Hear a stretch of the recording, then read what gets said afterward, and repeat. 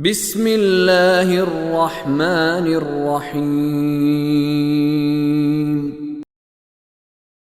والطور وكتاب مسطور في رق منشور والبيت المعمور والسقف المرفوع والبحر المسجور إن عذاب ربك لواقع ما له من دافع۔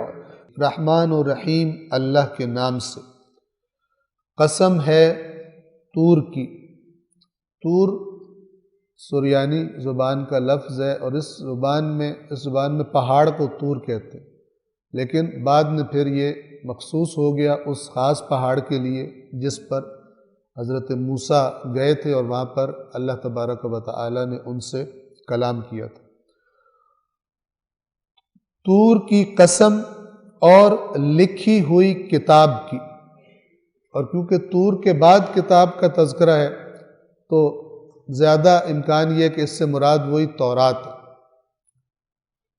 ورنہ قرآن کریم بھی مراد ہو سکتا ہے، وہ کتاب کے جس میں اللہ تبارک و تعالی نے لوگوں کے اعمال لکھے ہوئے ہیں وہ کتاب بھی مراد ہو سکتی ہے، لیکن اس طور کی مناسبت سے ہم نے عرض کی کہ کتاب تورات۔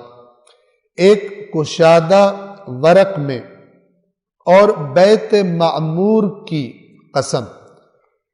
بیت معمور یا اس سے مراد خود بیت اللہ ہے، خانہ کعبہ جسے ہم کہتے ہیں۔ معمور یعنی آباد،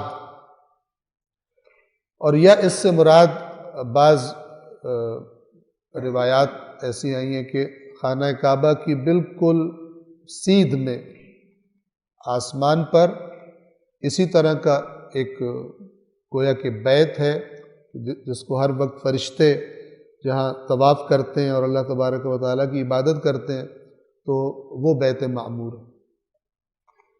اور بلند چھت کی قسم یعنی آسمان کی قسم،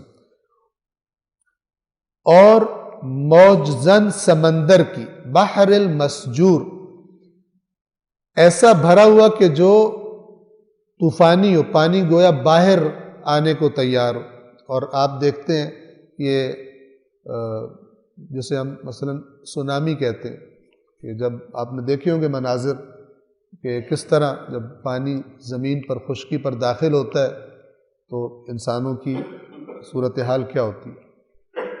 اور یہ قیامت جب آئے گی تو تب بھی ایک جو کام ہوگا، فرمایا وَإِذَا سورۃ التکویر میں وَإِذَا الْبِحَارُ سُجِّرَتْ، اور جب جو سمندر ہیں وہ بپھر جائیں گے اور گویا کہ خشکی پہ چڑھ آئیں گے۔ اور موج زن سمندر کی، موج زن انہوں نے ترجمہ کیا کیونکہ سمندر کی موجیں گویا کہ باہر آنے کی طرف تیار ہوتی ہیں۔ یہ ساری قسمیں کھانے کے بعد فرمایا آپ کے رب کا عذاب ضرور واقع ہو کر رہے گا۔ یہ جتنی چیزیں ہیں خدا کی قدرت کی نشانی ہیں، پہلے کتاب کا تذکرہ کیا، طور کا تذکرہ کیا، وہ مربوط ہے انسانوں کی ہدایت سے، یعنی ہم نے جو نبی بھیجا، ہم جو انبیاء بھیجتے ہیں، اور یہ جو تم ہماری قدرت کے مناظر دیکھتے ہو، یہ سارا نظام بنایا ہے، یہ سب ہم نے بیہودہ نہیں بنایا، اور بیہودہ نہ ہونے کی ایک دلیل کیا ہے کہ ہم حساب کتاب کریں گے تیرا۔ یہ سب چیزیں گویا گواہی دے رہی ہیں کہ یہ نظام باطل نہیں ہے اور ہم حساب کتاب کا دن برپا کریں گے، قیامت آنے والی ہے۔ آپ کو یاد ہوگا سورہ آل عمران کے اواخر میں اللہ نے مومنوں کی نشانیاں بتائی، فرمایا وہ کہ جو آسمان و زمین کی خلقت میں تفکر کرتے ہیں اور کیا کہتے ہیں، ربنا ما خلقت ھذا باطلا، اور پھر کہہ اٹھتے ہیں اس تفکر کے نتیجے میں کیا کہتے ہیں، اے ہمارے رب تو نے اس نظام کو باطل پیدا نہیں کیا، سبحانک، تو پاک ہے اس سے کہ تو اتنا بڑا کام ایسے ہی کرتا، بے مقصد کرتا۔ تو با مقصد ہے فوراً اگلی جو دعا ہے فقنا عذاب النار، پس ہمیں اس آگ کے عذاب سے بچا لے کہ جو حساب کتاب کے بعد نافرمانوں کا انتظار کر رہی ہے۔ یعنی یہ اس باطل نہ ہونے کو قرآن نے ریلیٹ کیا کس کے ساتھ، اس دعا کے ساتھ کہ تو پاک ہے کہ بلا وجہ کوئی کام کرے بغیر سبب کے، بغیر مقصد کے، ہمیں جہنم کے عذاب سے بچا لے۔ یعنی جو بے مقصد سمجھ کر زندگیاں گزار رہے ہیں، جنہوں نے مقصد حیات نہیں لیا قرآن مجید سے، خدا سے، جو عذاب ان کا انتظار کر رہا ہے، اس عذاب سے ہمیں بچا لے۔ ہم گواہی دیتے ہیں کہ تیری ذات اس عیب سے بھی پاک ہے کہ تو کوئی کام بے مقصد کر۔ یہ تفکر کا الٹیمیٹ رزلٹ ہے، آخری رزلٹ ہے۔